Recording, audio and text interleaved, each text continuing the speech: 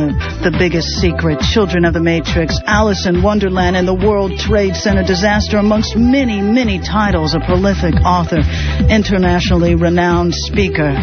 He is going to be in town June 19th. That's right, Saturday, June 19th of 2004 at the Pasadena Civic Auditorium. Do you know that place holds 3,000 people? Could you imagine 3,000 of your like-minded compadres getting together for a brain bake of an enormous scale, darlings? And he is on a 5-city, 2-country tour, taking him from Maui, Los Angeles, New York, Australia, Atlanta. But he's coming to Los Angeles June 19th. The theme of this tour, the world is in our hands.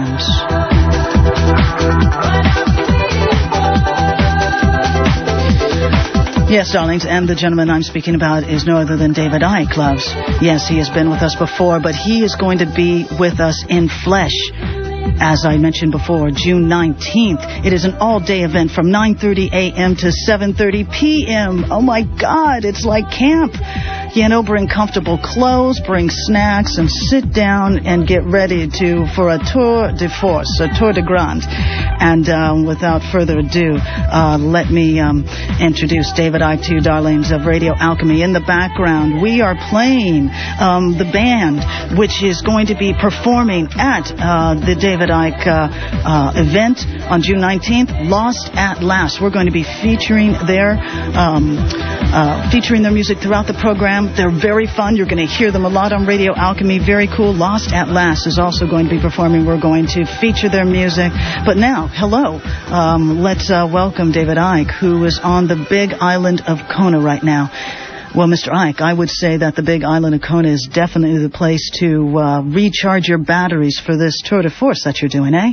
Yeah, I discovered it by accident, actually, because I was in Maui and got an invitation to come and stay here. And it's an incredible place. I mean, just the climate alone. I mean, parts of the island I'm on, it rains and the sun comes out about every 10 minutes.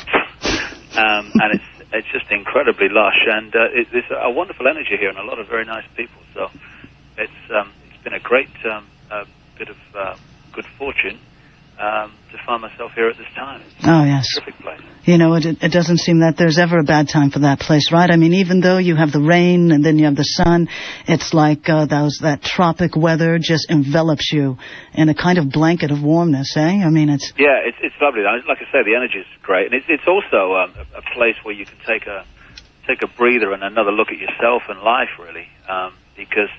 You know, the system that I've been exposing all these years is designed to keep us, in the words of one document, busy, busy, busy, back on the farm with the other animals.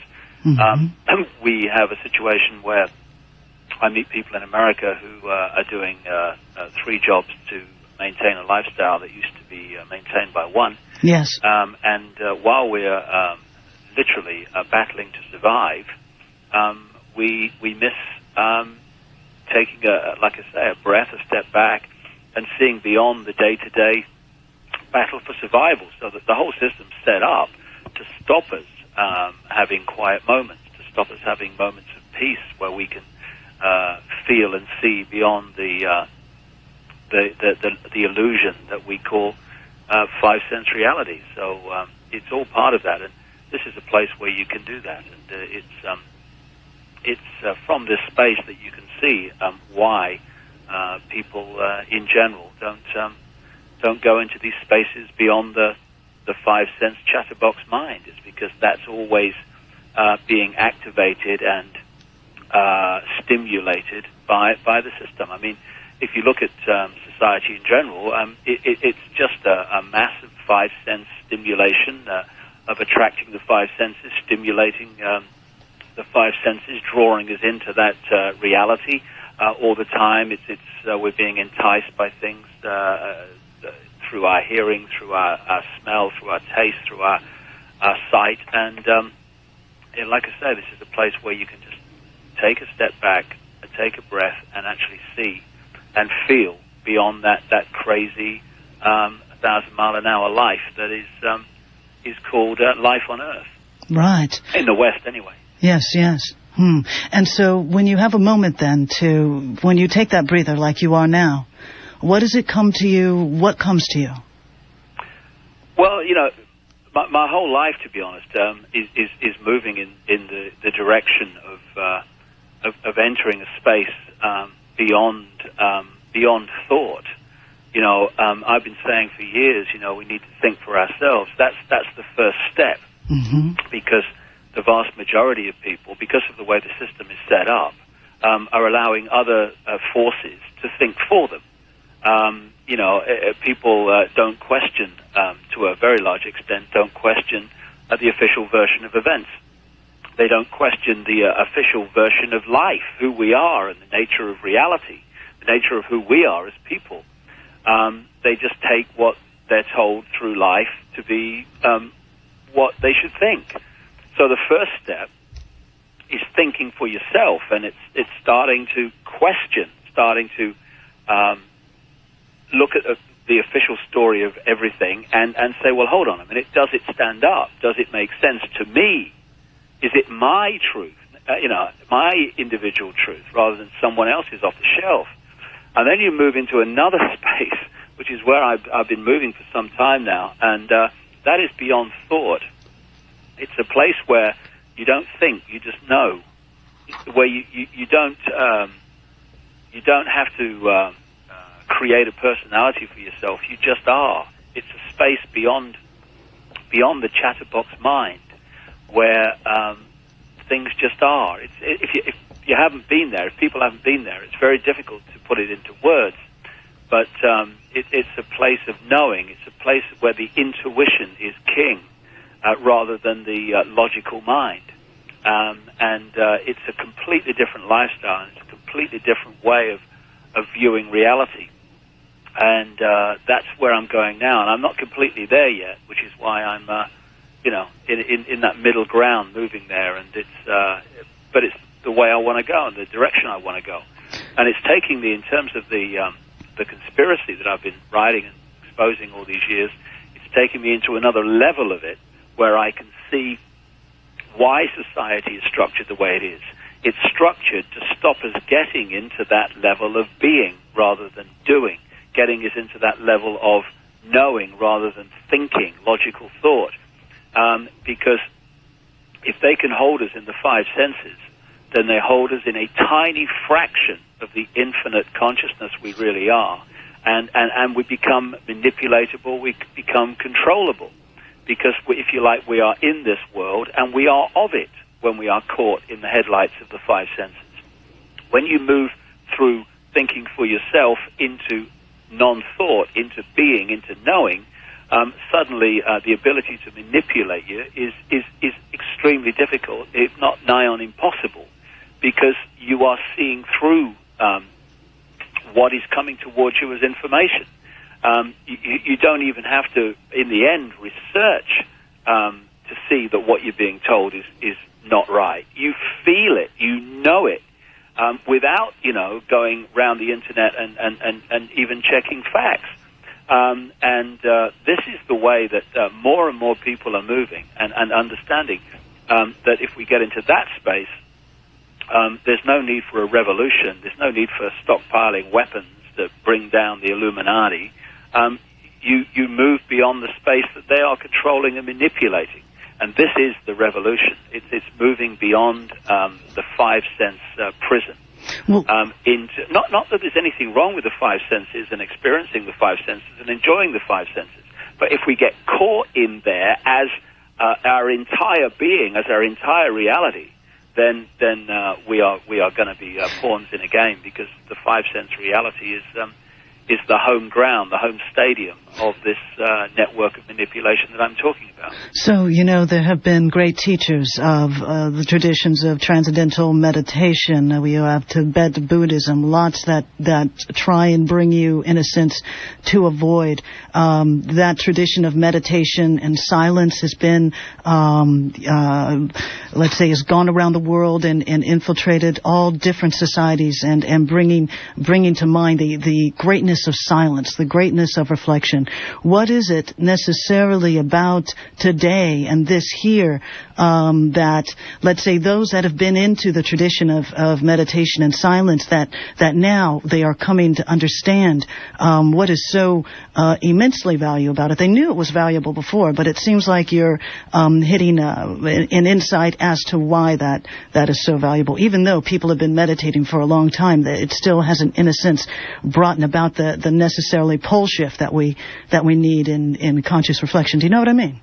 Yeah, I think if you look back through what we call history, all the if you like enlightened people have been talking about simple truths, that everything is one infinite consciousness. There is just one consciousness, and we are all not just expressions of it. We are that consciousness. As I've said before, it's like droplets of water in an ocean. You can hold a droplet in your hand and it appears to be individual.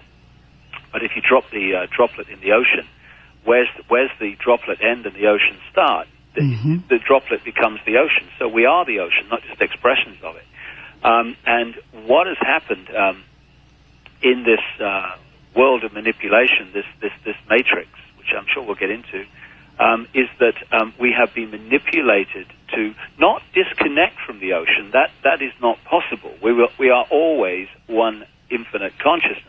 But to believe that we are disconnected in the sense that there is no one consciousness, there's just us as individuals, and there's empty space between me and the next person, which, even physics will confirm is simply not correct. There is no empty space between anything. It's all vibrating energy at different frequencies. And so this sense of disconnection, this amnesia of who we actually are, one infinite consciousness, and everything is that one consciousness in different forms, has meant that we live what we believe, and that is disconnection, what we call duality. It's been fascinating over the last 18 months for me to both go into other states of awareness, if you like, and experience this oneness, which is just unbelievable bliss. Mm-hmm. It's a place where you're still self-aware in a sense, but you are also everything else. There is no point where you end and everything else starts. And to view this five-sense reality from that point, and to understand it more deeply, therefore, why and how people are manipulated. And the greatest way that we're manipulated is through our beliefs. As I think Descartes once said, "I think, therefore I am." What it is in this manipulated world is I believe, therefore I am. And if you look at research, psychological research, and other scientific research, it's very clear that all the time we are manifesting our belief. Our belief in what is real becomes our experience in what is real. Even basic experimentation has shown that information that enters the brain is massively edited before it hits the visual cortex, where this three-dimensional world we think is around us, that's the only place it exists in that form, is in the visual cortex in the brain. Before it reaches that, as it passes through the brain, information is massively edited, and it's edited on the basis of belief. Some researchers found that up to 50% and more of the information that enters the brain through the eyes is changed in terms of detail. Stuff is taken out that is there, stuff is put in that isn't there, before it hits the visual cortex and becomes the reality people think is around them. And that editing takes place on the person's belief. And so if you can get someone to believe something, then they will edit their reality and therefore their experience on the basis of that belief. It's like a stage hypnotist implanting a belief into the subject that there's the woman next to him is naked, or there's a giraffe in the audience, or what they're eating a potato, but actually it's really an apple. Right. So it tastes to them like an apple, and the audience are laughing because there's this guy eating a potato, thinking it's an apple and enjoying it, right? Right. And what's happening, therefore, is that the hypnotist is implanting a belief in reality, and the subject is editing their reality on the basis of that belief. To that person, it really does taste like an apple.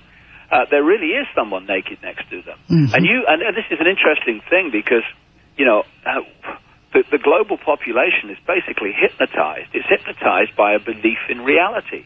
And so when you say to them, hey, this reality is not correct in the sense that here's some information that challenges what you believe, they often don't see it because their beliefs edit that information to fit their belief. In other words, it's a load of rubbish, can't be. Mm-hmm. And it's like telling the guy eating the potato, thinking it's an apple, that actually his apple's a potato. Or it's a bloody stupid, it tastes like an apple. You're mad. Right. And so what we're looking at is not, in effect, learning anything new particularly, not going anywhere new, because we always are the one consciousness, but removing the beliefs that disconnect us from an understanding of who we actually are. It's the beliefs that get in the way. So what's happening all the time is through what we laughingly call the education system, through the mainstream media, through peer pressure of parents and stuff who are giving us a version of reality which they're getting through their education and through their media and all that stuff. We have a situation where, not least through the hypnotist in the corner of the room, the television, where people from cradle to grave are being given implanted beliefs in reality all the time. And if we take on those beliefs, we are going to edit reality to fit. And so the revolution of change, turning the prison into the paradise, is simply purging ourselves of implanted beliefs in reality, and moving into a point of being where we start to be the governor of our reality rather than external implanted beliefs. And the reason that, if you look at basic information, 99% of what most people believe can be shown to be not true. And the reason is we are being sold this false reality all the time. Not least, you are an individual and you have no power. You are ordinary. You are powerless. You're just the man in the street. All these things are given to us, all these implanted beliefs. You'll never do anything with your life because, you're from the working class. You're never going to be up there. And also, then there's the up there. We are implanted with the belief that to succeed in life, you need the external trappings of that success, and that is what success is. It's the big car, it's the big house, it's the massive bank account, it's all these material trinkets. Now, there's nothing wrong with them if you want to enjoy them and all this stuff. It's when they become it and there's nothing else. And we're in a situation where people want to feel successful. They want to be appreciated. They want to be respected. They want to be admired and all this stuff. Lots of people do. Now, if we are not within ourselves in a space where we are getting that self-security from ourselves, that sense of self from ourselves, that sense of we're all right. We don't need external confirmation that we're all right people. We are all right people. We know that within ourselves. If we don't have that inner sense of self, then what we do is we are looking outside for it. And to do that, to draw that appreciation and he's successful towards us, we need, in this society, we think, to manifest those things that are considered successful. So we chase the bigger car and the bigger house and the bigger bank account all the time, because that we think will draw to us the attention or the reaction from people that we're looking for. In other words, those things are helping us to get confirmation of ourselves, our sense of self, our sense of self-security and self-worth, not from within ourselves, from outside of ourselves. And the system is trying to sell that version of success all the time. And of course, America is a wonderful global example of it, chasing the material dream. Absolutely. And one of the reasons I think, I don't know whether you feel this, that so many people now in America are becoming open to this, is that they've had the chance to go down the material road. Absolutely. A lot of the emerging countries are still buying the fact, because they haven't been down it, they're still buying the fact that is the road to happiness. That is the road to the yellow brick road. But in America, they've had the chance to go down there, and increasingly large numbers of Americans are saying, "Hey, I've been there, and it don't bring what we were told it brought." David, and therefore, this is a great country now for this spiritual revolution to emerge. Absolutely. Let me remind folks, love, who we are speaking with, David Icke. We are reaching him in Kona. Yes, it's not only a fantastic coffee, but it actually comes from a place, a little paradise out in the Pacific. He's going to be in town on June 19th, and you will hear more about this as we continue our discussion with David Icke right after this break.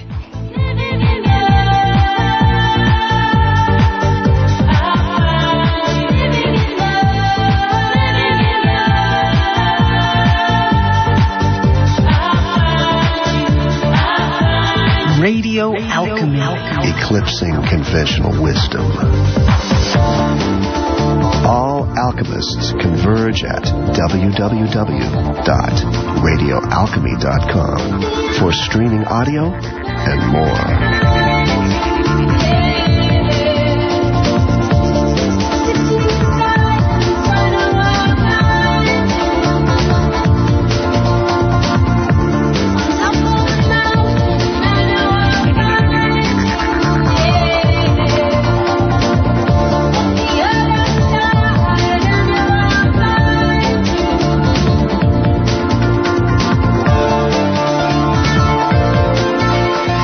Backgrounds, Darlene, from Native Soul Productions. The band is called Lost at Last. Kind of cool, right? Kind of like very much folds into what tonight's guest is speaking about. David Icke is going to be in town June 19th. Going to be talking at the Pasadena Civic Auditorium. It's not going to be very civil that day. I think people are really going to get pissed off. And it's about time for all of that. And Lost at Last is going to be the closing night entertainment. So you get to take all of that amazing energy that you're going to build up from the talk and transfer it into some great whirling dervish dancing on the floor. David, as we were before the break, you were talking about this spoon-fed existence, overstimulation. When you look at something called the Internet and the information age, it really seems that it has a double-edged sword. One is that you get to know everything. I mean, look at the research that you've done. Look at how many sources. It gives you all this information. And then the flip side is that you implode underneath the responsibility to know it all. And I think that kind of closes people down, or it's a weird effect. Tell me what you think about the oversaturation point of the Internet. Well, when you go into information overload, you obviously switch off. I mean, I've been there a few times. I bet. To rest your mind, but right. I think the Internet, funnily enough, is a tremendous analogy for the way that I'm more and more understanding the nature of this reality operates. What has become known as the Matrix.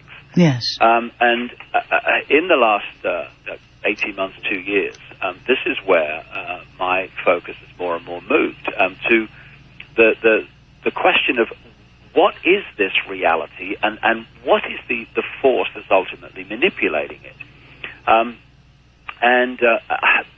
All the time that I've moved through this period, it's become clearer and clearer that particularly the first Matrix movie was the most accurate portrayal of the dream world that we live in that I've ever come across. I mean, it was just so right on. Stunning. Wasn't it amazing when that came out? That almost started, I mean, it really started a revolution, and they really squashed it in the second and third one, but the first one was, beautiful. Yeah, that was just so right on, and all the information that I come across, whether it's going into other states of reality or looking at it in the five-sense world through that kind of research, is underpinning the fact that that movie was so accurate.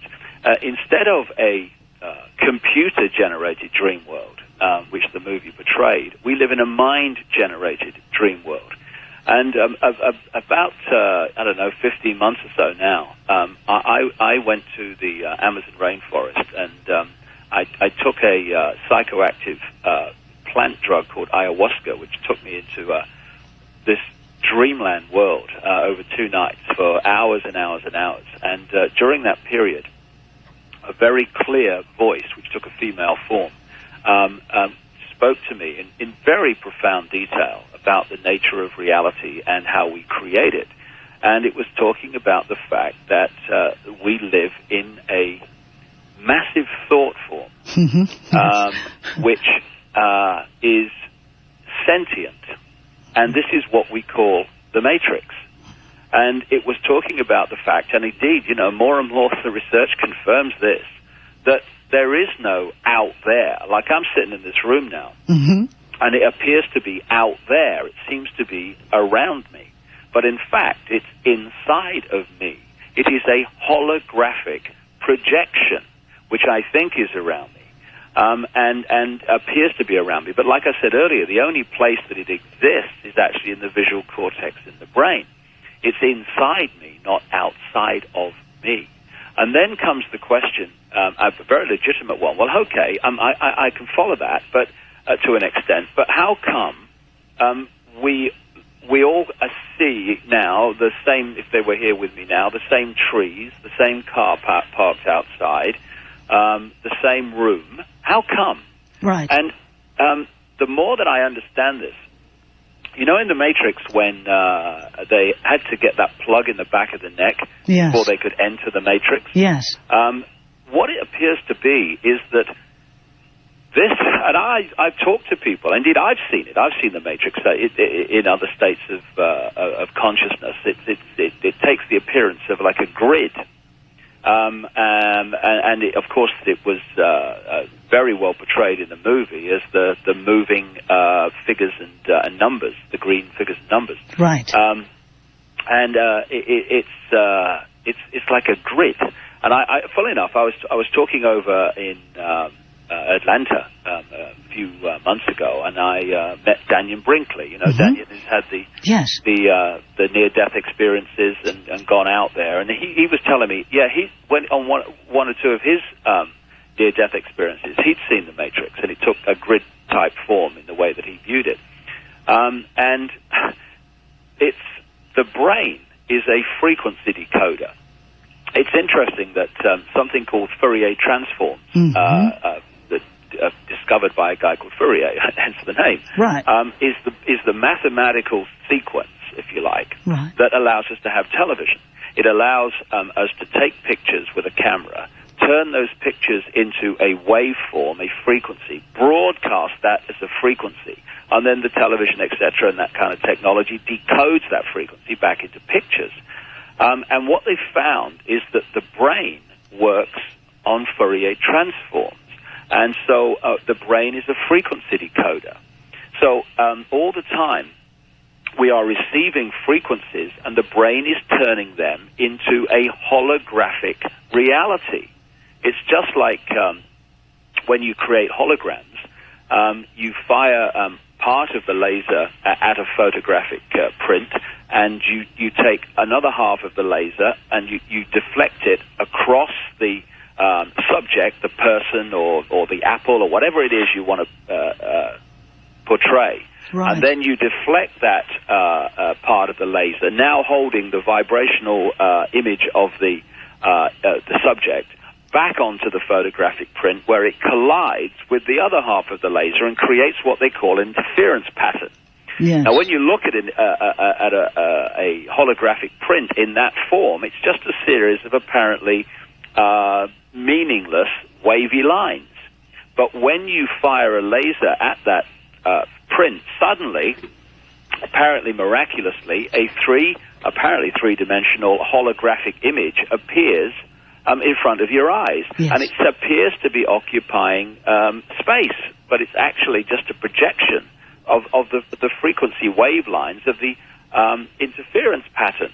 And so what the brain is doing is taking those frequencies that are fired at it and changing them, like a holographic print, if you like, into a three-dimensional image, which is just a hologram. See, the body is a hologram, like everything is a hologram. It's an illusory kind of holographic image.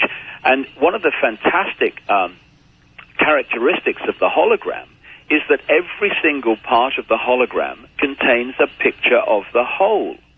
If you cut up a holographic print and fire the laser at the four pieces, you don't get a quarter of the image. You get a quarter-size version of the whole image. So everywhere in a hologram contains the whole. This is why alternative healing, whether it's reflexology, acupuncture, whatever, can find representations of the entire body in the ear, in the foot, in the toe, in the hand, in the colon, everywhere. Right. And this is why they can grow a whole body through cloning from a single cell. It's because every cell contains all the information contained in the whole because it's a hologram. And it seems that the question, how come, if this is all correct, that this reality only exists in our brain, stroke mind, how come we are all seeing the same room when we're in it, or the same car going past the door? It's because it seems that this matrix is broadcasting a frequency, a constant frequency, which it changes to give the illusion of the movement of time. And this collective frequency, what you might call, what Jung might have called the collective unconscious, the collective mind, is decoded by the brain to give us the background, the basic background to the world we think we're living in. And the reason the internet analogy is so apt is because if you take our brains to be a computer, and the computers are connected to the internet. Yes. Now, suddenly, all the computers connected to the internet are, in effect, if you want to, you could say, experiencing the same reality. Right. They're on the same web. They're on the same net. Therefore, they have this consensus reality. They're all experiencing the same internet. Some can choose to go to a porn site. Some can choose to go to an enlightened spiritual site. Some can choose to go to a banking site. Some can choose to go to the sports site. But they're all doing it within the same collective reality because they're all plugged into the same collective World Wide Web. You know how you were talking about the brain as a computer. I've always found it really frustrating, and some have gone to some of these convergence technology conferences where it's computer science, biological sciences, and also computer programming, trying to merge biology and machines together. The cyborg thing. We are already cyborg. I bet you would agree with that in a lot of ways. But the thing is that the first nature, the brain, us. We were first. We, in a sense, if it is an internalized projection, I guess the question I'm getting to is, if this is, I'm sitting in this studio right now, it's, I can pound on the counter and you guys can hear that. If this is, in a sense, a projection and we have somehow control over our initial thoughts, why is it that we have created something that is so heinous? We are the subject matter. This is our projection, and we're having a feedback loop with it. But we, in a sense, are creating or constantly. Where did the negativity come into the creative process, into the thought? Are you saying is that where it's tapped in, and the feedback of negativity comes into that? So you're talking about both the structure of it, the hardware of it, which is the Faraday frequency range. Persistence of vision must be the most incredible discovery in the world, being able to mimic movement through still frames. And it, what led to through the explosion of film and television, 30 frames, 24 frames a second, that brings movement in and brings you into that dream world. But so there's the facilities of it, and then there's its effects and us living in a life at this particular point. So shouldn't we have more control over our environment if it is a hologram and we control our thoughts and project them? Well, that's the big question. We control our thoughts. Going back to how we were talking earlier in this chat, we are not controlling our thoughts. We're letting someone else control them. That's the whole thing. In terms of just briefly, banging on the desk, and it's solid. So this is it. It can't be solid. It's impossible, as you well know.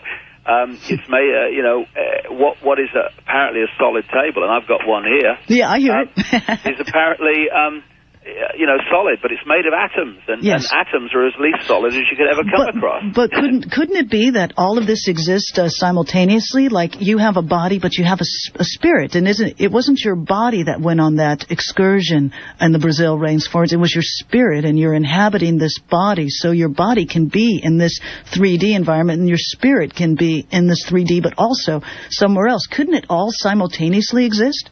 Oh, it does. It does. I mean, I sometimes disappear at my own backside when I'm trying to get my head around this, but everything is happening in the same now. Right. And time is an illusion, and time is part of the control. Right. We appear to be passing from past through present to future when there's only a now. That's all that exists. But in terms of the control and why we don't do something about it, I can only tell you what. This very clear voice talked to me for hours and hours, and has proved to be so accurate with the passage of other research said, and that was that this matrix was at one time a projection of thought, which was an experience, if you like. It was a realm of experience. But eventually, for whatever reason, this thought form, which, if put it this way, take the analogy of a cinema. The movie on the screen is dependent upon the projector projecting the image. Otherwise, the movie on the screen can't exist. Right. What I was told was that this matrix was a projection, a mind projection. Yes. A holographic projection. But at some point, it took on a form of sentience when it accessed a, if you like, independent source of energy to sustain it. And that energy was fear, human fear, not just human fear, but all fear that operates in this realm of reality. That's really cool. And when this voice was telling me this, I was given a picture of that, remember that Disney movie? I think it was called The Sorcerer's Apprentice. Yes. Where the guy wants to create I think it was a broom. Right, exactly, right. Yeah. To clean up and help him do the chores. All the chores that he didn't want to do, this sorcerer. Right. And he created this kind of person, broom kind of creation to do all the chores for him. But then the creation started taking over. It started multiplying itself and took over the sorcerer's kind of life. And that's what I was shown while the voice was kind of telling me this. And it seems that this thought form took on a sentience of itself and started to manipulate this reality to generate as much fear as possible to sustain itself.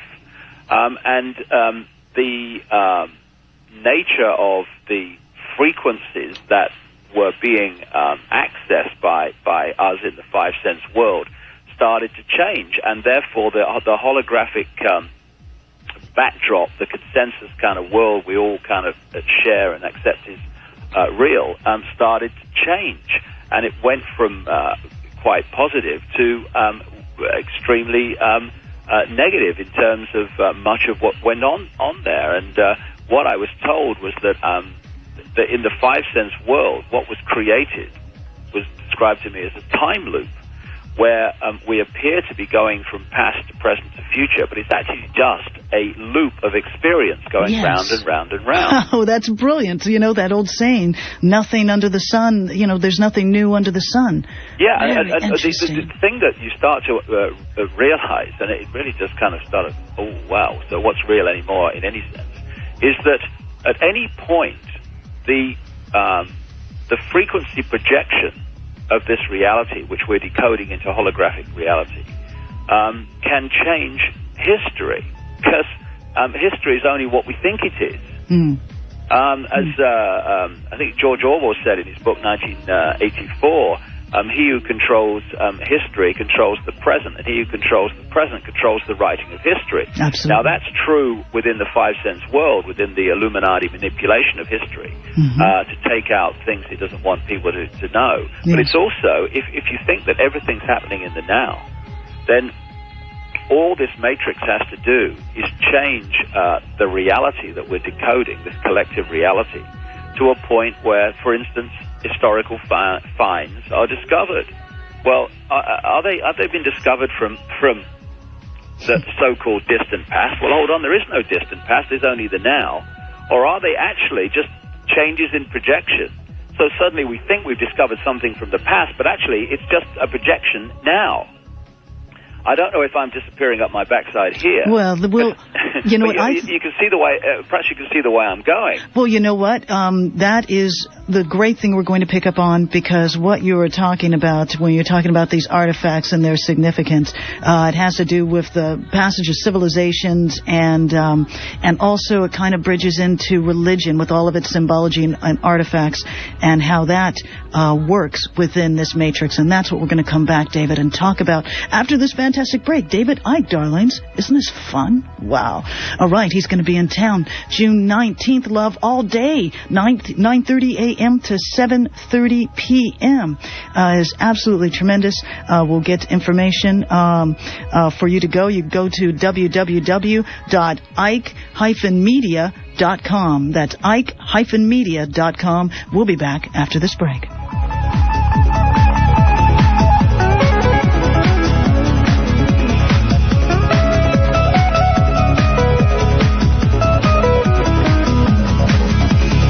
RadioAlchymy. Eclipsing conventional wisdom. All alchemists converge at www.radioalchymy.com for streaming audio and more.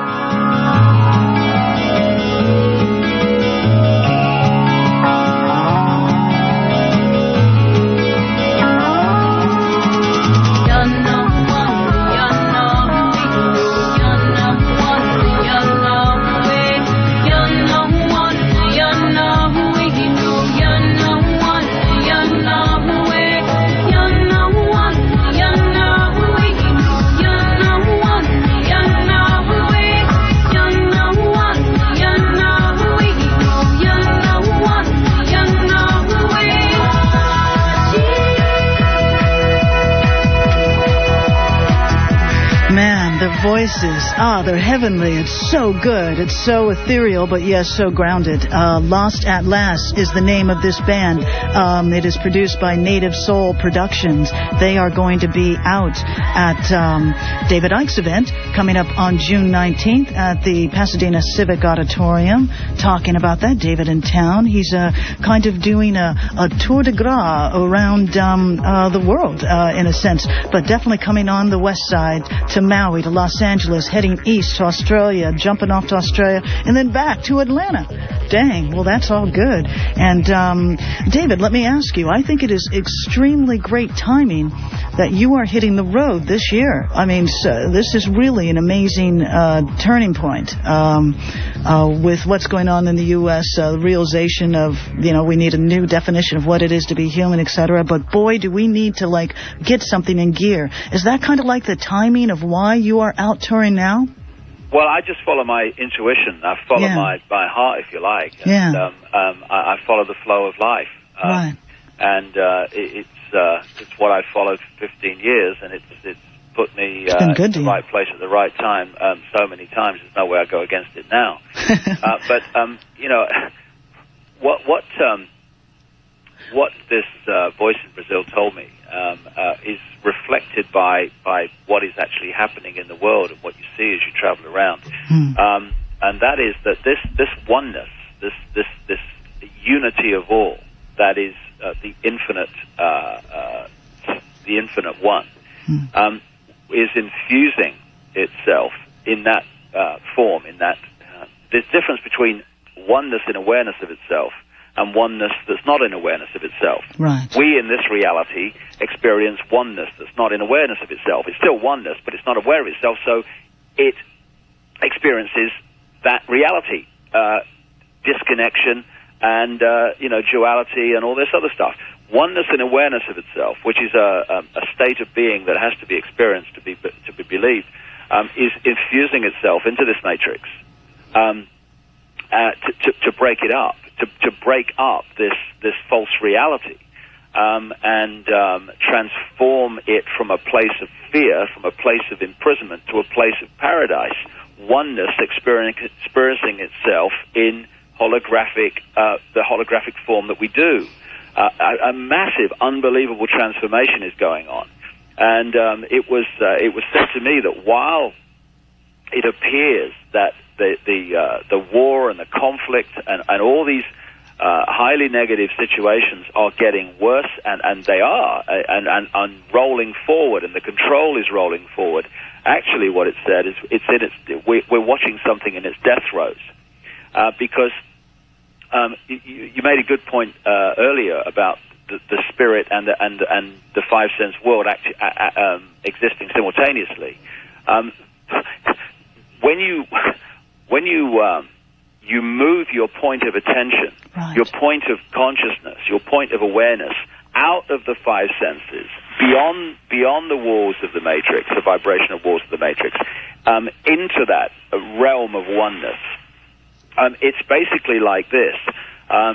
You've been sitting in a prison, and you've been sitting in a room in the middle of the prison. Right. There's a door in the room, but everyone else in the room is telling you, don't go through that door, right? That's blasphemous. God wouldn't like it. That's all this stuff. Don't go there. Or don't go there because you'll get ridiculed, you'll get condemned, and all your mates will laugh at you. Don't go through that door. Bad news. I say, so what, I won't go through the door, then I'll sit here. And everyone's telling you, there's no reason to go through that bloody door anyway. It doesn't lead anywhere. Yeah.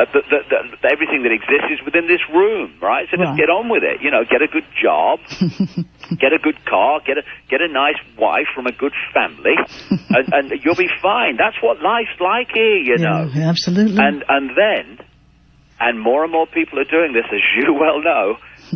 You walk through the door, and you walk down the corridor, and it can be a very kind of frightening place to start with, because it's what you've not experienced before. Right. But if you keep going and things start happening in your life and you don't like them very much, but what they are fantastic gifts, brilliantly disguised as your worst nightmare, as you are being purged of the conditioned reality in that room you've just left. Right. You walk down the corridor, you walk outside, there's a big gate, you walk through there, and you walk up the hill and you turn around.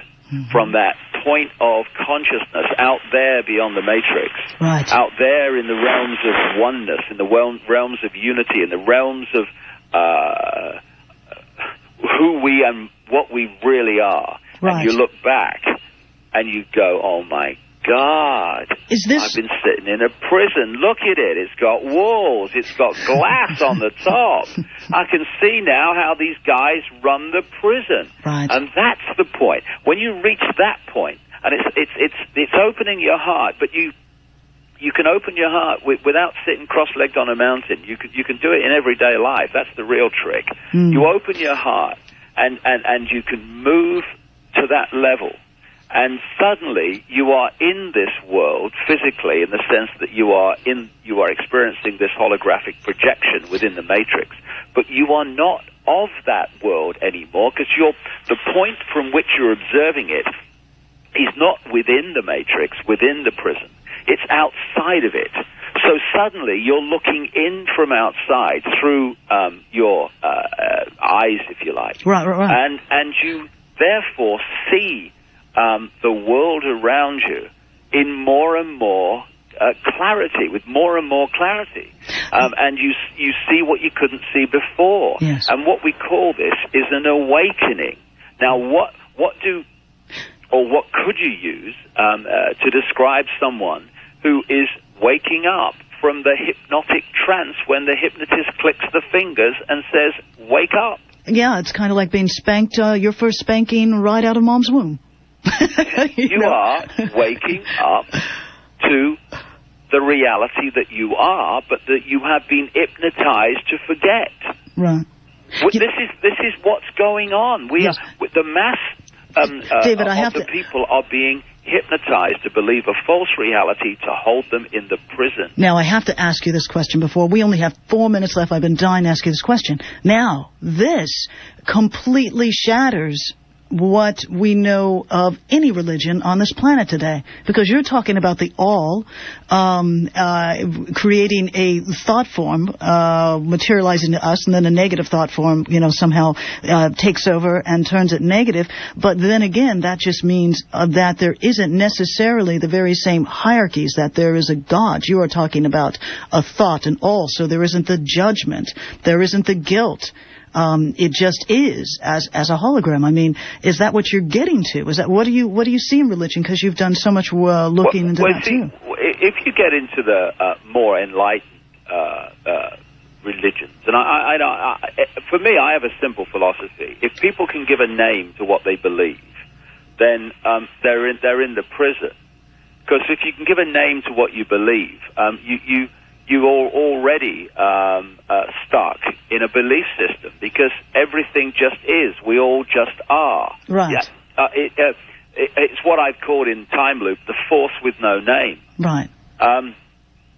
So just by that giving God a name, or what you believe a name, you're already caught to a lesser or larger extent. But doesn't that mean then that is the biggest trick in the book then? The idea that religion isn't there helping you towards your eternity. It is there to systematically cut you off from going through the very important door, which is understanding who you really are, that you're not a sinner necessarily, What it's doing, overwhelmingly, it is saying to you, do as we tell you in this room. Right.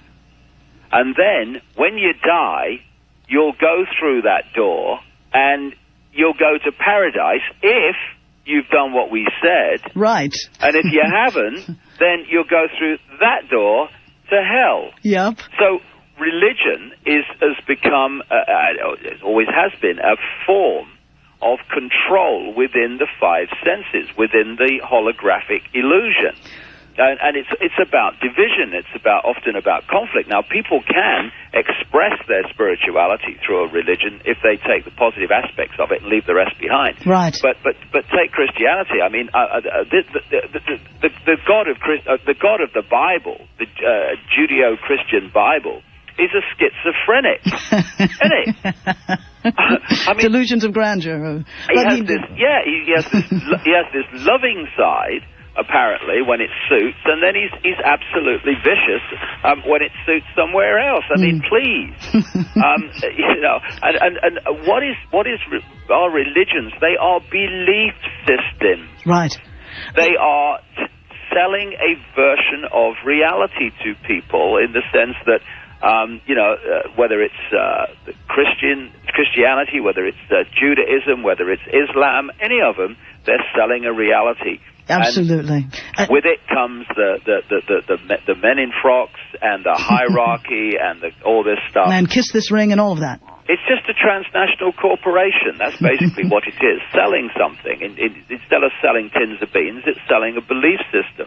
And any belief system that says you will believe this or else you are wrong, or else you are out of here, is a belief system that is not in any way aware of the infinity of all. David, darling, do you know that hour went by so fast? It's so fun. It's so great to talk with you about this. Thank you. Thank you for coming to L.A. Thank you for being on this huge tour that you're doing. Your intuition, man, I'm telling you, people are going to start like going, boy, I want to talk to my intuition too, because it's paying off. What changed my life is when I decided 15 years ago or more now, whenever my head said something and my intuition said another, I was going to go with my intuition. There you go. And that's what's done it. And your intuition can get yourself into some scrapes because it doesn't abide by the rules and regulations of this intellect-dominated realities. But in the end, it always works out. That's what it is, in the end, right? Hey, darlings, David Icke's going to be here in Southern California, in Pasadena, Saturday, June 19, 2004. And the fund drive's coming up for KPFK. And Raleigh Pohl, who is helping David come to L.A., has been so gracious in making a couple pairs of tickets available to help raise money for KPFK so we can continue to bring you this kind of radio, bringing you these kind of gents out there doing their good deeds, eh? And so stay tuned for the second hour. The website to go to, www.icke-media.com. That's Icke, ICKE-media.com. Go there, get tickets. See you on the 19th, darlings. Okay.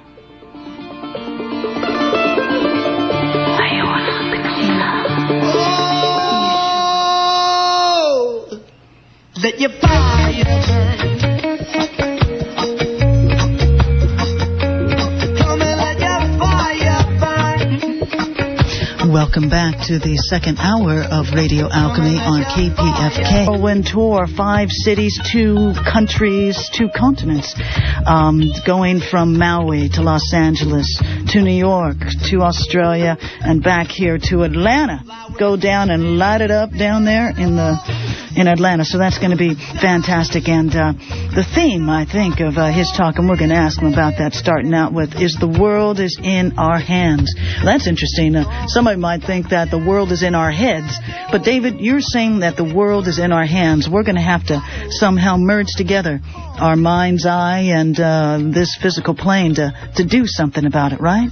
Yeah, I mean, the world is in our hands is just a kind of a phrase. The world is in our heads is a very good one. The world is in our creative thought, if you like. Right. We are in control as long as we take that control back instead of giving it away. Right. And we are in this wonderful time now where this is beginning to happen. Yes. And this 100th monkey syndrome phenomenon, where they've found that once a certain number of a species learns something new, is taught something new, suddenly, inexplicably, apparently, large numbers or the whole species is doing the same thing without being told, doing it spontaneously, is a very, very potent analogy of what's happening. Because everyone who wakes up and comes from another point of reality, that sees or comes from a point of attention, of awareness beyond the matrix, is changing the matrix. And as the matrix changes, and its energy form changes, its state of consciousness changes, then people within the matrix start to change spontaneously, just like the 100th monkey syndrome. So when people say, what can I do, little me? Well, first of all, there is no little me, just one infinite I, oneness. But little me, by changing themselves, can add to this process of changing the whole reality, from one of imprisonment and fear to one of paradise and love. It's just a choice. If we can create in our heads, or allow to be created for us by conceding control of our creation of reality. If we can allow the world that we have to be created, then just as straightforwardly, we can, by taking control back, create the world we would like to live in and experience the life we would like to experience.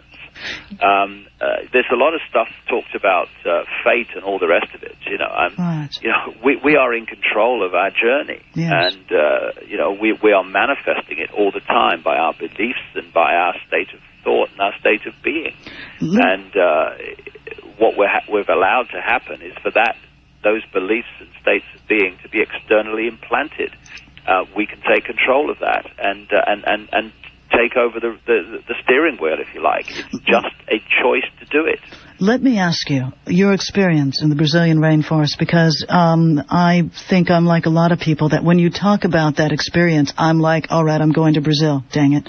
I want to see also. But tell us about the ceremony you went through. Tell us, it isn't just like going out and in the very crudest form drinking a beer to get a different perspective. There seems to be a lot of ritual, a lot of ceremony, a lot of preparation that seems to go into this idea of walking past the veils.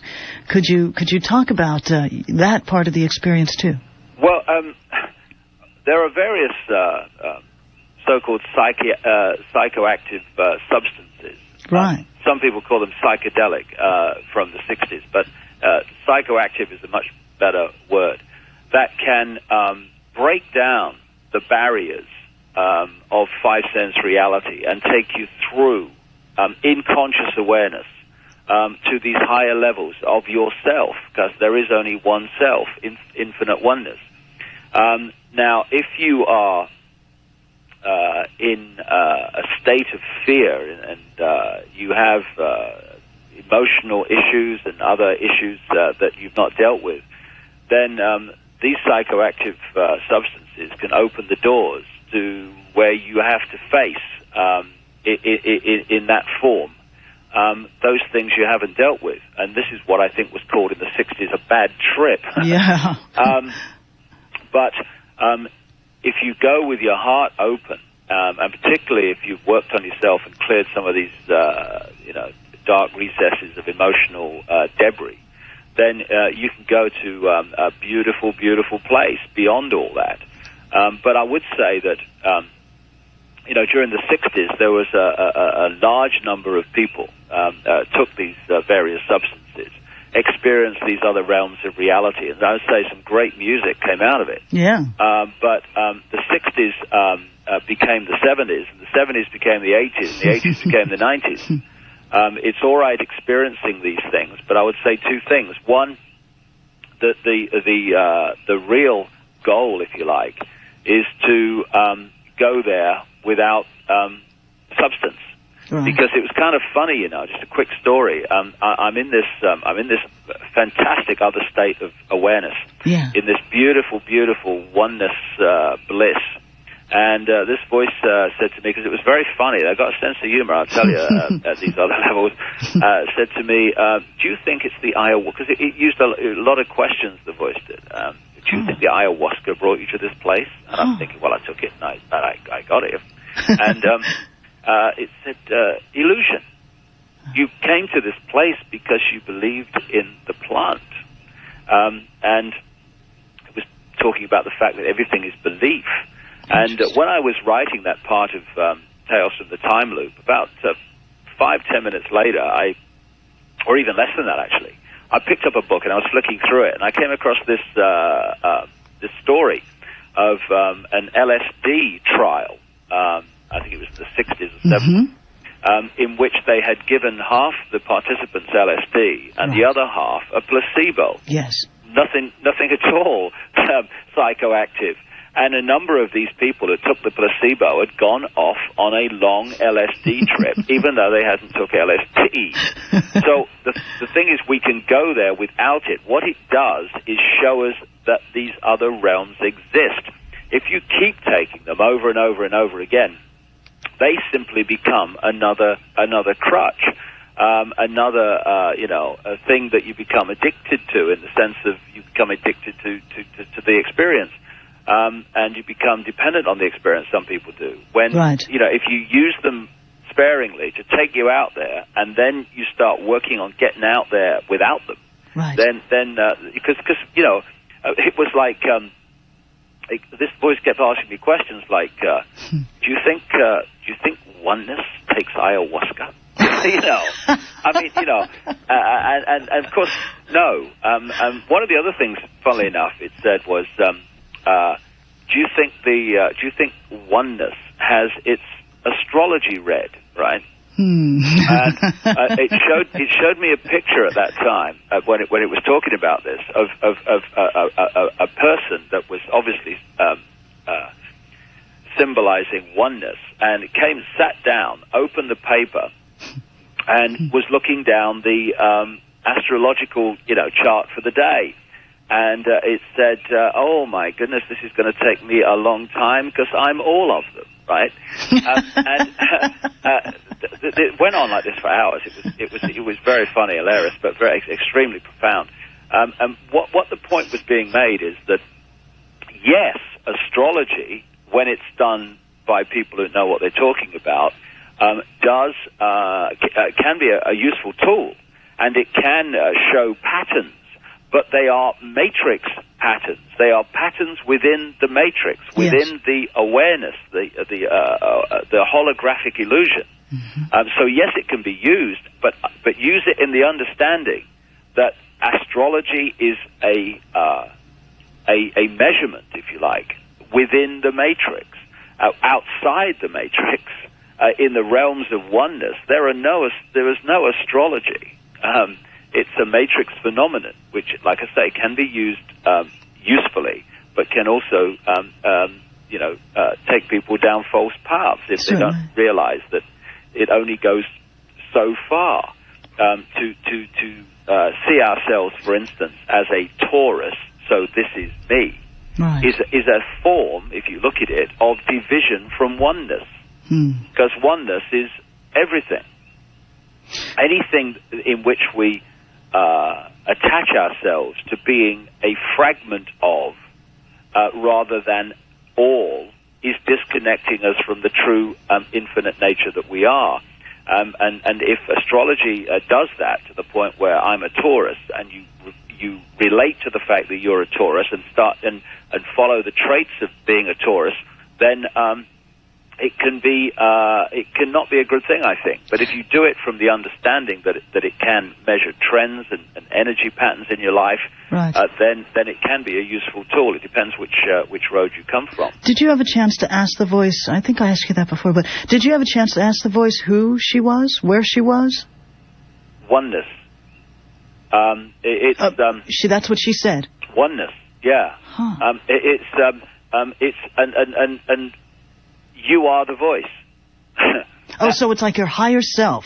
Well, it's beyond higher self. Beyond higher self. It's you are the voice.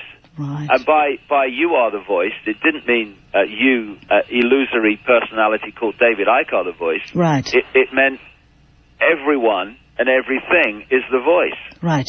The question is, are we listening to that level of ourselves that can hear the voice, or are we operating with our, like the monkey, with our hands over our ears, so we don't hear the voice. But we do hear CNN. Right. And we do hear the school teacher. And we do hear the professor at university. Right. But we don't hear the voice. That voice is accessible by all of us, because we are the voice. Right. But we operate on a level of ourselves within this illusory reality. Yes.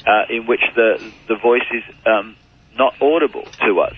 And again, so much of what we're talking about here tonight, Evan, is connecting, as the more we talk, is connecting with everything else. Right. This society, as we call it, which is about busy survival, as we talked about right at the start, is designed to stop us hearing that voice. Absolutely. Absolutely, yes. And it's interesting because not only do you have your physical energy being a widget in a physical economy, like you said, this energy lives off negativity and people being tired, at their work, tired on their way home, etc. All that, their chemistry and their energy is changed. And so not only do they get the physical nature, but they also get to siphon off of, like you said, that fear, that exhaustion, that frustration. They just turn the environment completely. And I want to ask you about that negative, in a sense, negative one.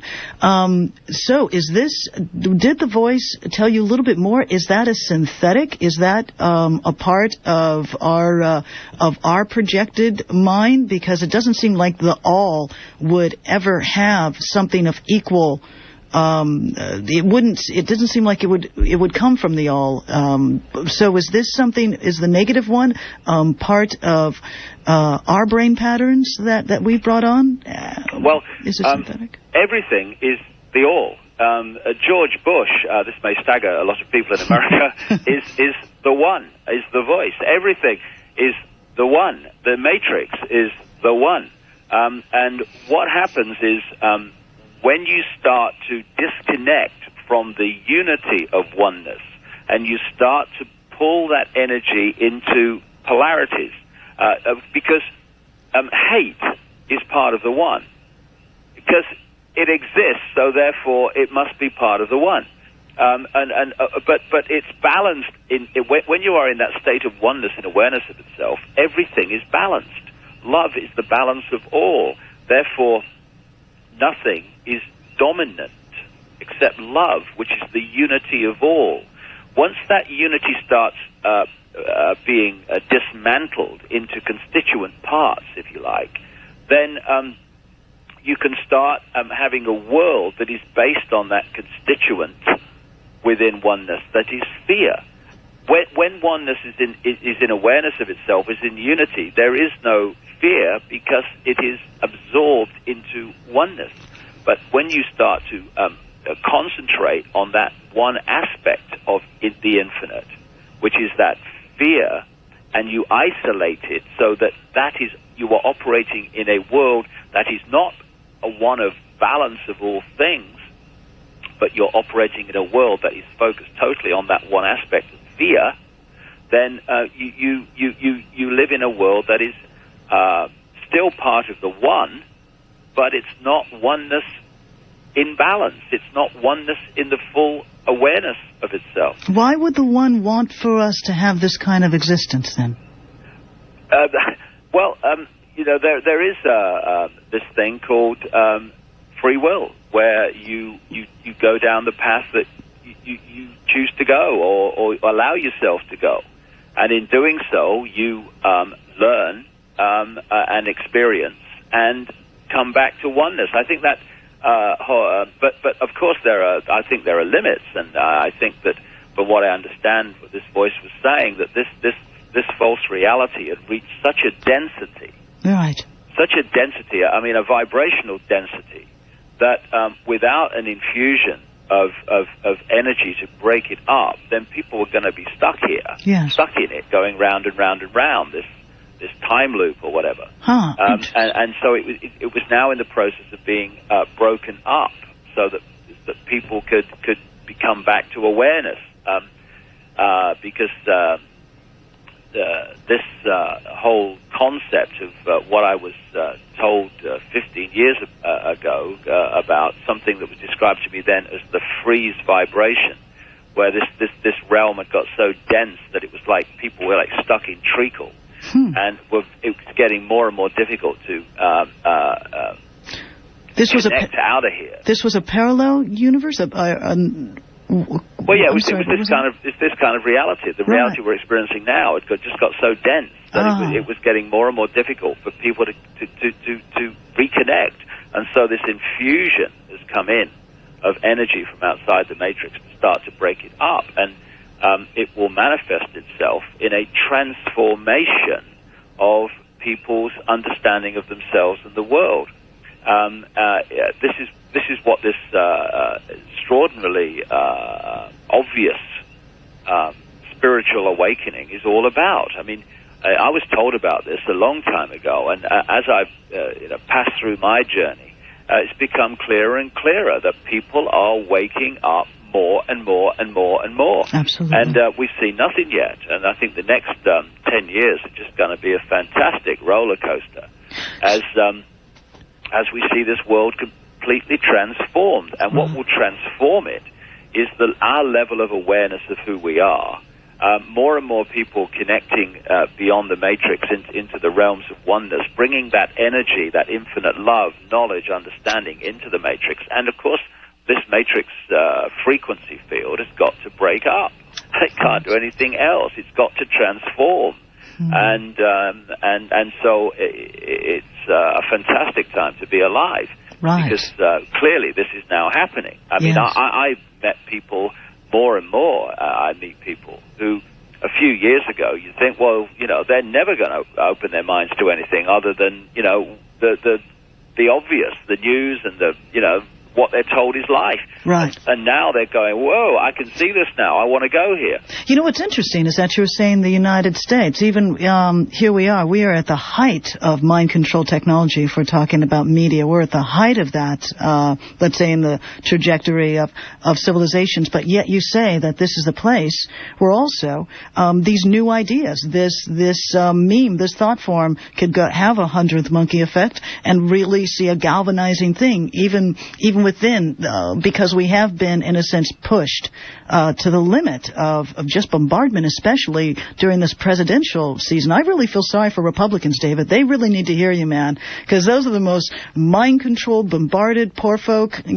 So many people, so many Republicans, all these people are buying into what Bush is saying and are dying over there in the sands. Sure. And boy, do they need to hear what you have to say. Yeah, well, the whole Iraq war, as I'll be showing in detail in LA, is just a long planned point of expansion, Right. which was planned long before Bush came to power. This is why people in the Bush administration, I think this guy Richard Clark, one of the security advisors to Bush, has come out and said that from the time he came to power, he was obsessed, and the administration was obsessed with invading Iraq. Well, there's a good reason for that, because that was planned that they would do that before they came to power. It's quite simple, and this is why weapons of mass destruction, as has now been widely shown, was invented to justify the invasion that they had long planned. But I tell you what's interesting Evan, in terms of current events and what's unfolding, and not least with these, I understand, chipmobiles that are going around microchipping people now, is that what this voice was telling me is that we are seeing this in its death throes, but what we're seeing in this rush, almost panic, to impose this global fascist, centrally controlled, microchipped population state is an expression of the Matrix seeking to not even advance its power, but to hold on to its very existence. Yes. The microchipping is designed to among many other things, to artificially suppress the awakening of people. It's the jewel in the crown of the whole agenda. They know this awakening is happening. They've known it's coming, and they are the Illuminati and all these other this network of manipulation that controls politics and banking. They're just expressions of the Matrix. Controlling itself in this reality, imposing its control in this reality. And this whole New World Order is designed as a defense mechanism to stop the awakening that will transform the Matrix from one of imprisonment to one of bliss. And on that note, and the microchip is the key tool. I was writing so many years ago now about the agenda for the microchip population. They want every child microchipped as it comes out of the womb, basically, so that any consciousness manifesting itself in this reality is externally microchipped. And as one dissident CIA scientist told me, the idea is not just electronic tagging, which is only one level of it. It's actually about being able to externally suppress someone's spiritual energy, to kill them physically from afar, to manipulate them emotionally so they become either docile or very, very aggressive. All these things are possible once we are microchipped. Absolutely. And interestingly, in a book called Children of the Matrix, I talk about a company called Applied Digital Solutions, and their microchipping program after 9/11, which came just after Children of the Matrix was published. Out came Applied Digital Solutions with their microchip, suggesting it would be a great way to add to the security of the nation, right? Absolutely. To have microchip people. And what they've now done is said something that's actually in a book I wrote a long time ago. I said that they would, one way they would justify microchipping of the people was to say that they could stop credit card fraud. By putting all your financial details on a chip, they would replace the credit card, and therefore credit card fraud would end. Applied Digital Solutions came out a few months ago and said they wanted to replace the credit card with their microchip because it would add to the security of people's finances and it would stop credit card fraud. I almost fell off the chair. Where did you download that from? You see, that's like premonition of the first order, darling. I mean, this. I thought they must have got it out of my book. Yeah. We'll have a laugh and actually use his words. I mean, it was ridiculous. Hey, David, let me move on. And so this is all part of suppressing this awakening that is happening. Yes, sir. Hey, darlings, David Icke. Yes, okay, darlings, coming to Los Angeles, Pasadena, Saturday, June 19th. We're going to talk more. We're right after this break, loves. Thanks for hanging out late. This is Radio Alchemy. I'm your host, Evan Ray. On the line, David Icke.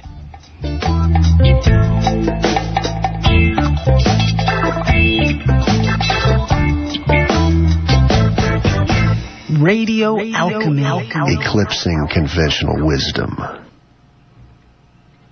All alchemists converge at www.radioalchymy.com for streaming audio and more. Golden sun rays fill the air. First light is here. Flowers face the sun. Whoa. Reggae vibes with soul horizon.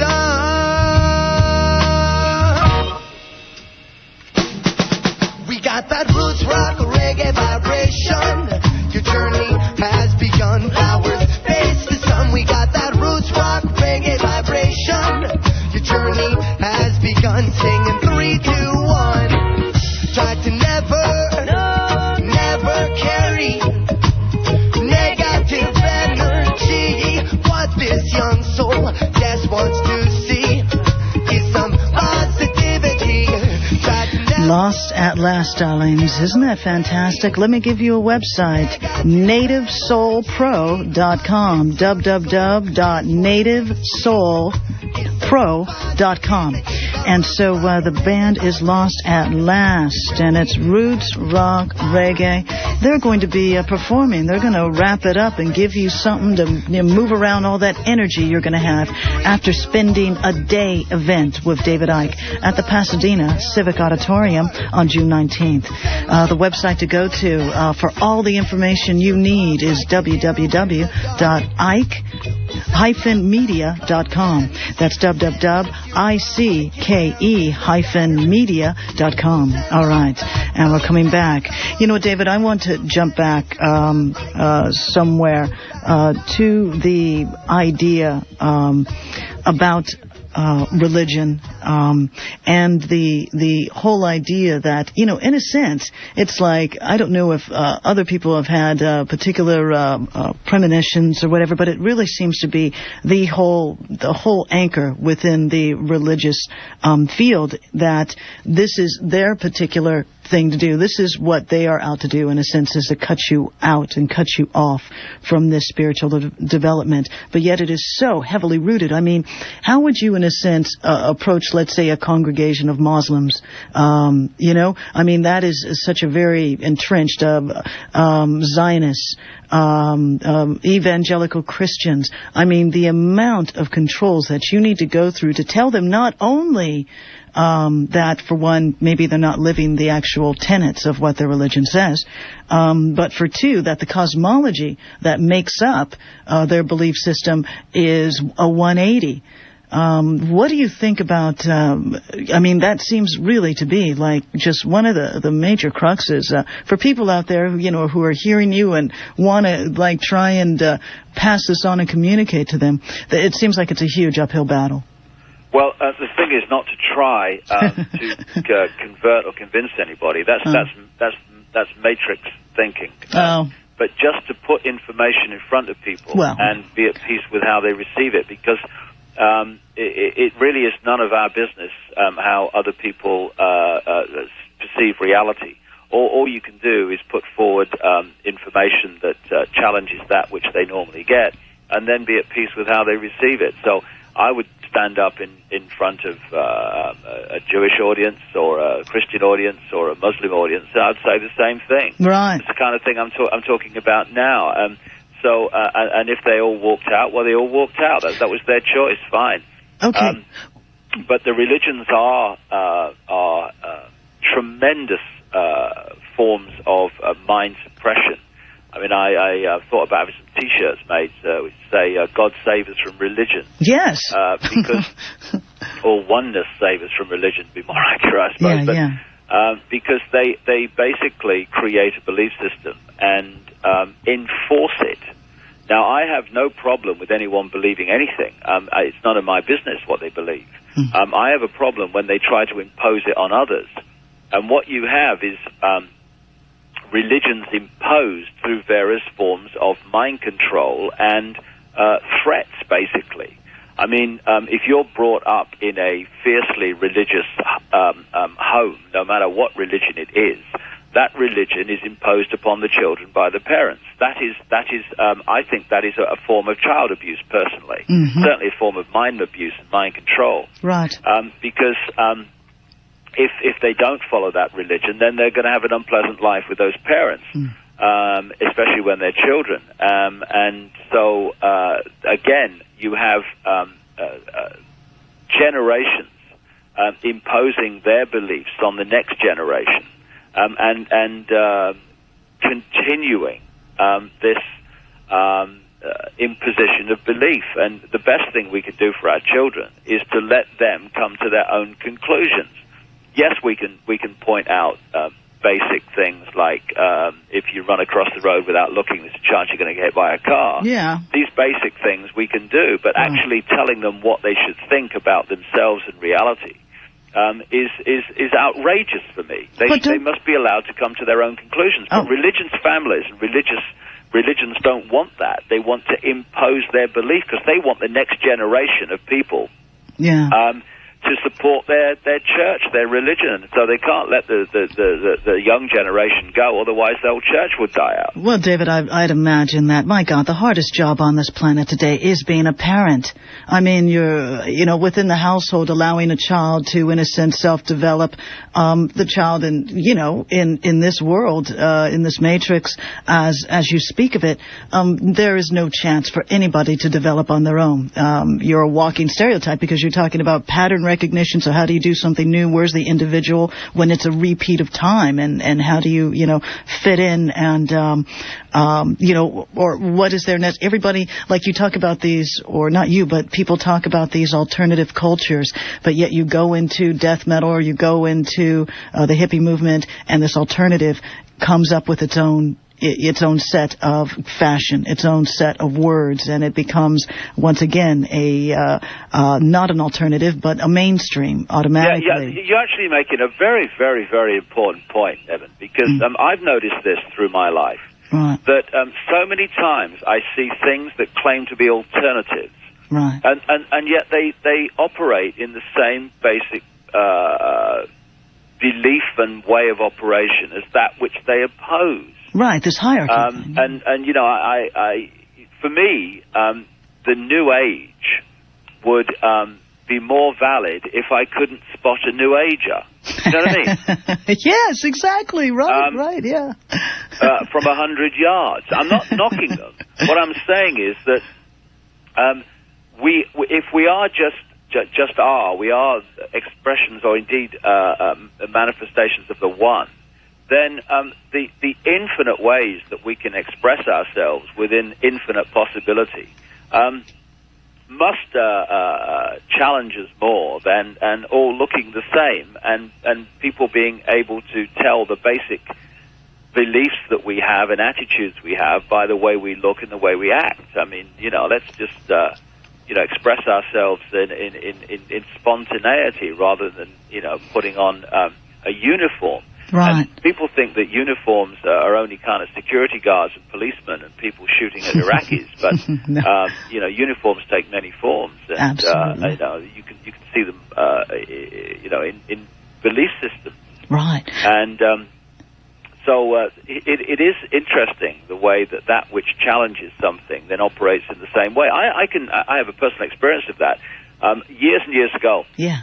in the 80s, I joined the British Green Party, and through a series of extraordinary early circumstances, within about 2 months of joining the party, I was a national spokesman for it. It was bizarre. Wow. Anyway, I joined the party because it claimed to be alternative. It claimed to see the world and want to do things in a different way. It called itself the New Politics.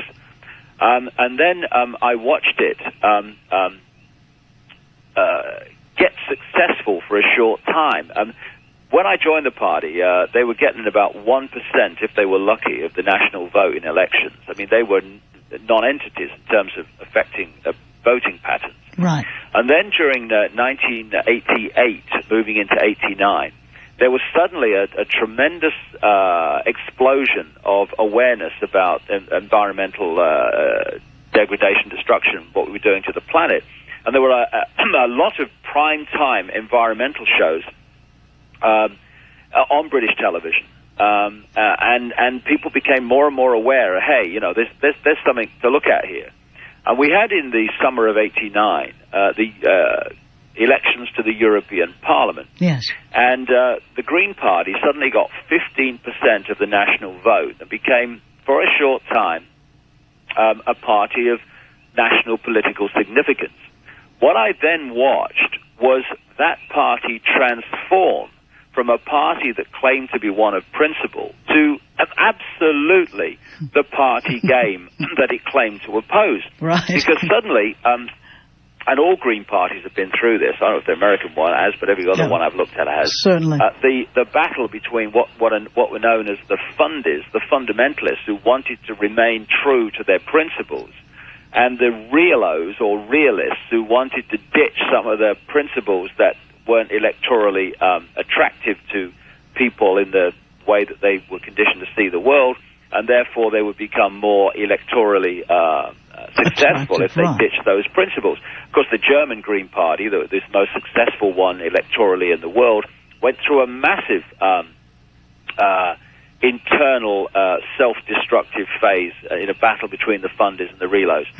What has happened in Germany and what has happened in Britain is that now the Green parties have become the establishment. Yes. They're as much a part of the establishment in their own way as the establishment they were set up to challenge and to offer an alternative to. Right. And this system is very, very... it's very all-pervading if you're not really, really, in awareness of what's happening, because it can suck you in. It can suck you into the what went through the Green debate, if you like, which is, hey, are we going to stick by our principles, or are we going to get more MPs elected? Right. Well, what they did was ditch many of their principles, and they still don't have any MPs in the British Parliament. But they just get into better parties, maybe. Yeah. We can either try to change this system by using the system, or we can go to a level beyond the system, and from that level bring in energy, consciousness, awareness that will dismantle the system, because people will no longer be controlled by it. And I would suggest the latter is going to be far more effective, because if you try to use the system to beat the system, there is a hell of a chance the system's going to suck you in. While you think you're using it, you're going to eventually realize too late that it's been using you. Yeah. David, so the spirit comes in and inhabits this body, and here we are talking about those that, like your experience with the Green Party, you started out with extremely high principles, things that were doable. Your dreams could have been manifested, but at some particular, point, the Sisyphus complex of pushing this boulder up a hill was just too much, and you just want to bail. What is it about the what is it within the experience of the spirit coming into the body? Where is the frailty? Is the idea of greed? Is the idea of need for acceptance, acknowledgement, recognition, these word things that are linked to our work, whatever, working for the man, on the planet or woman on the planet? Well, are those? My question is: are those natural to the body? Are they natural to the spirit? Where does that come from? Where it undermines your ideas? It comes from the energy field you enter, which we're calling the matrix. If you don't hold that connection to oneness beyond the matrix, then the matrix will engulf and swallow you up. One of the ways it does it is the carrot and stick approach, where if you serve the matrix, you are rewarded in matrix terms: money, prestige, position, all this stuff, big house, big car. Right. If you challenge the matrix, then you get the stick. You find yourself within the system being isolated, marginalized, struggling to survive financially often. Right. So eventually, and of course you get, because of the conditioning of the people, you get antagonism, you get ridicule, you get condemnation.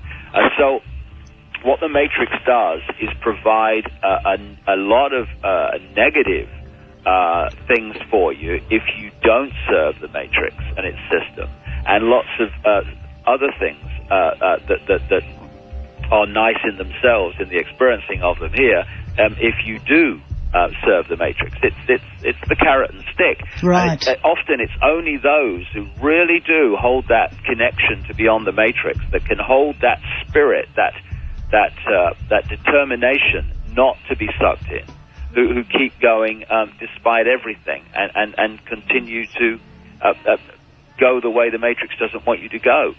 And the other interesting thing, very much on the subject that we're talking about, one of the things that this voice was telling me, it's very interesting, is don't just think that the matrix is the five-sense reality. Right. The matrix is other levels of reality also. Yes.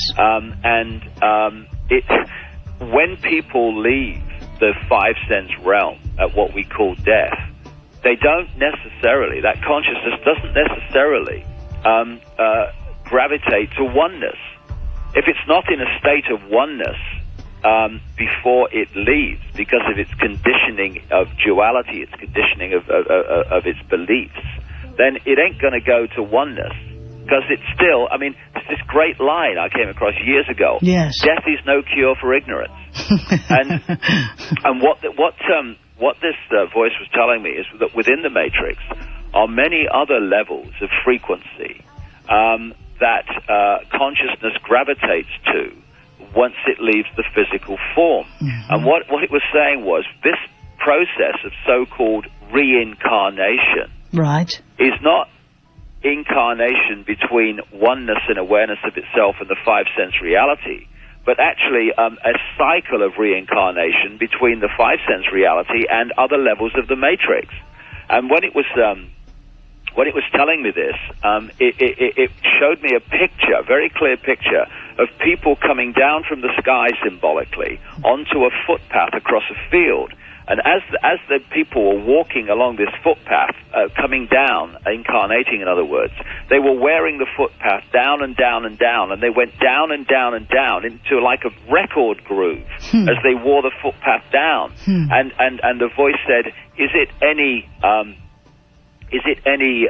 surprise that people look up to heaven when it's the only place where there's any light, looking upwards? Because what it was saying is that this consciousness that comes into this five-sense realm, the reason it locks into conditioning so easily, locks into subservience, the sense of ordinariness and powerlessness, and they're up there and I'm down here, is because that consciousness has been through this over and over and over again. Right. By moving between these different expressions of the matrix. And there's a difference between leaving the physical form, if you like, or this illusory physical form, and going to oneness, and going to another level of the matrix. And it was saying that, psychics who access consciousness, that is saying, is there an Ethel in the room? I'm getting an Ethel. You Ethel? Ethel, right. Do you have a mother? Mary? Mary, is it? Yeah, Mary, right. She's saying, you must look after the cat better, right? It was saying that level is accessing levels of the matrix vibrationally that are really, really close to this realm.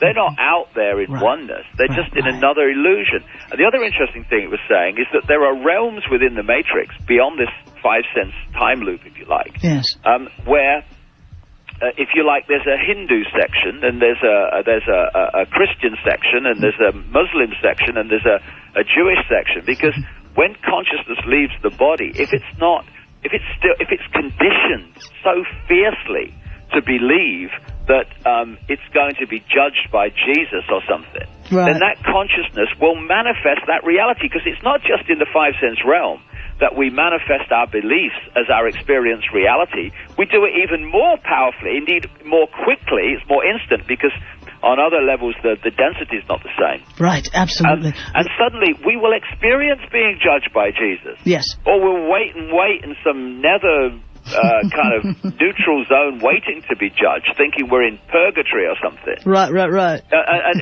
if we leave thinking we're going to hell or something, then we will experience hell. But it will only exist in our belief, and therefore become our experienced reality. And so, again, it was saying that if you imagine, if Christian consciousness, just taking Christians as an example of many I could, goes out of this realm with a fierce belief in the Christian belief system, and then experiences that in the other realms of the matrix, and then comes back, you ain't going to have to do much convincing when it comes back to become an extreme Christian, because it's already there. And it was emphasizing there is such a difference between leaving the body and going to another level of the matrix, and going beyond the matrix into oneness. Well, then let's pick that up right after this break, because I want you really to get into that. That is fantastic, David. On the line, David Icke, loves. He is on the big island of Kona. Can we all just go there in our minds right now? We can be with him right now in Kona. See you there. All right, darlings, we're going to be back right after this break. He's going to be in town June 19th at the Pasadena Civic Auditorium. Website www.ike-media.com. We will have nowhere to go. Why does she sing so sadly, we say? 'Cause he will not find another way. And if I have Radio Alchemy, eclipsing conventional wisdom. All alchemists converge at www.radioalchymy.com for streaming audio and more. But when you take the knife and cut her down, she will only smile at you. 'Cause you know not what you do. No, you know not what you do. Unless you happen to be one of the wise, maybe you will not see when the time is right. Media, radio, television, we're gonna have a revolution.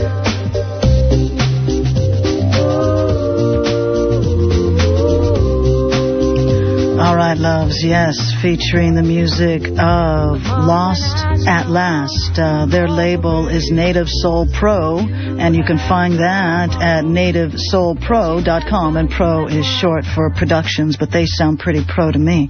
That's the spirit at work right there, music, unifier, and it's going to be the unifying element at the end of the talk by David Icke, happening June 19th. Yeah, we've been talking all night about it, because it is a 3,000 Cedar, that Pasadena Civic Auditorium. And could you imagine the energy that's going to be going on there?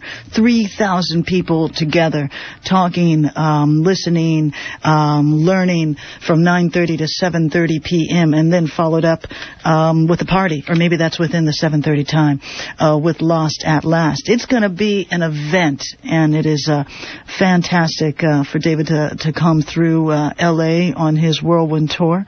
And we are talking about everything inside and outside our cranial cavities, darling. That's where it's all happening. So, David, you were going to talk about the idea of graduation, and it's interesting.